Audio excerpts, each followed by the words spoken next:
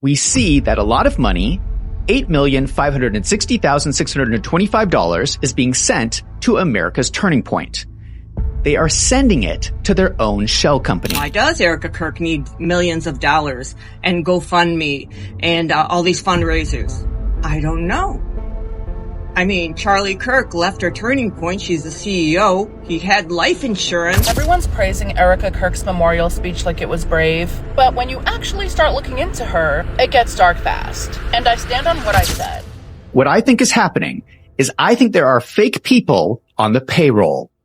I think that paychecks are getting sent to people who do not really exist. Whose idea it was for her to go on this media tour. All it has done is confirm for those of us who were holding on with a smidgen bit of benefit of the doubt that this woman was genuine out the window. We cannot unsee what we've seen. Just when Erika Kirk thought she could continue her national grief tour as the untouchable widow of Turning Point USA, the reality of her situation just hit a brick wall.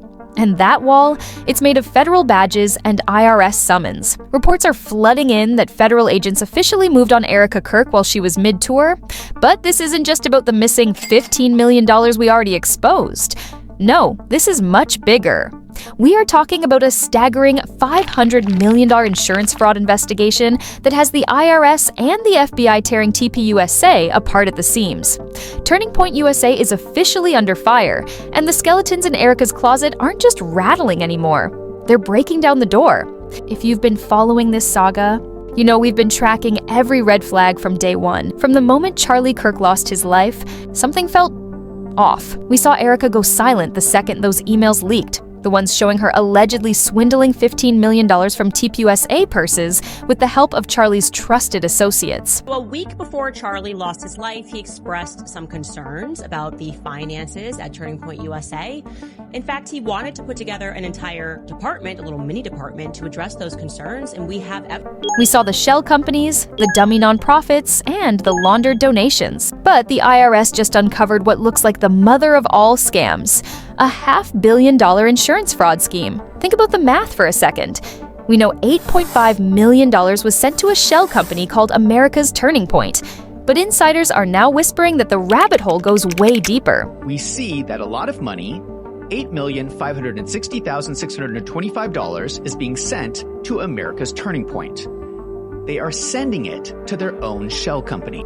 They're looking at massive life insurance policies, coordinated donations that were actually kickbacks, and a financial web so tangled it makes a RICO case look like child's play. So that's a major issue, right? And that's where I started realizing a lot of this money in these nonprofit organizations are going in and out. And while Erika is out here playing the role of the grieving wife, the feds are looking at her like she's the director of a criminal masterpiece. And let's talk about that grieving role. Because remember, we found the receipts. Erika isn't just some accidental political figure, she's a trained actress. We found the Disney connections, the photos with David Henry, and the media coaching that goes back years. People have been asking if she's a psychopath because of how she can turn the tears on and off for the camera. One minute she's crying over Charlie's casket on Instagram, a decision even people like Candace Owens found deeply uncomfortable, and the next she's composed and camera ready. Is it all a psyop? Her own estranged half-sister, Tanya Seagris, is out here alleging that Erika faked her pregnancies and doesn't even have biological children. I mean, can anyone find a single photo of her actually pregnant? Not a video, not an interview clip, nothing. And then her gynecologist leaks medical reports saying Charlie wasn't even the father of the kids she does claim to have. But while she's busy with the paternity drama, the feds are focused on the paper trail she tried to burn. Literally. Remember that employee from her Romanian orphanage? They finally spoke up and claimed Erika ordered them to burn documents. Not just random files, but records that could connect her to missing children and forced adoptions. Why would you erase a paper trail that aggressively if you did nothing wrong? There have been some suspicions and allegations that this organization may or may not have been linked to some that took place with some U.S. military personnel on a nearby neighborhood. Now, the IRS is circling TPUSA like white on rice. We all have angels in our lives, and these are my little angels from Antonio Placement Center in Constanța, Romania. Listen. Our goal with the Romanian Angels Project was to show these children the true American heart during the holiday season.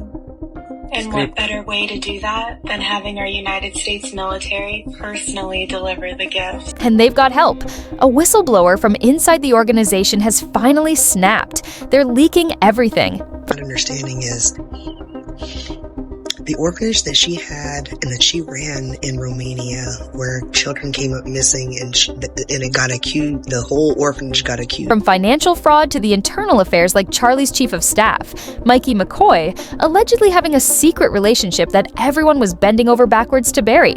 It seems like everyone was lying to Charlie while he was alive, and now they're all trying to save themselves before the ship sinks. Charlie's parents aren't sitting back either. They're seriously pissed. They've seen her ruining their son's name, and they are pushing to take her out of the picture. They've called for DNA tests, they're fighting for custody, and they've been right there for the nanny who called CPS for child neglect and abandonment. In their eyes, Erika isn't just a bad widow. She's a modern-day Isabella the She-Wolf, motivated only by money, power, and fame. So here is the $1 million, or should I say $500 million question. Was Erika Kirk ever really in love? Or was this a long-term plot arranged by her own mother, Lori France? We've seen the video from 2015 showing Erika and her mother at a Trump rally with a mystery man and a child years before she met Charlie. Nothing is by coincidence, as Erika loves to say. The feds moving in during her tour is the final nail in the coffin. You can't curate a narrative in a courtroom the way you can on Instagram. No filters, no grief tours, no carefully staged silence. Once the FBI starts asking quiet questions to the inner circle and the donors, it won't just be spreadsheets getting torn apart. It'll be the whole house of cards. What do you guys think? Is Erika Kirk the mastermind of the biggest scam in MAGA history, or is she just a pawn in a much bigger deep state play? Why did she burn those documents in Romania? And how does a $500 million insurance fraud just happen without anyone noticing? Drop your thoughts in the comments because this story is nowhere near finished. And honestly, I think there are a few more skeletons waiting for their turn to come out.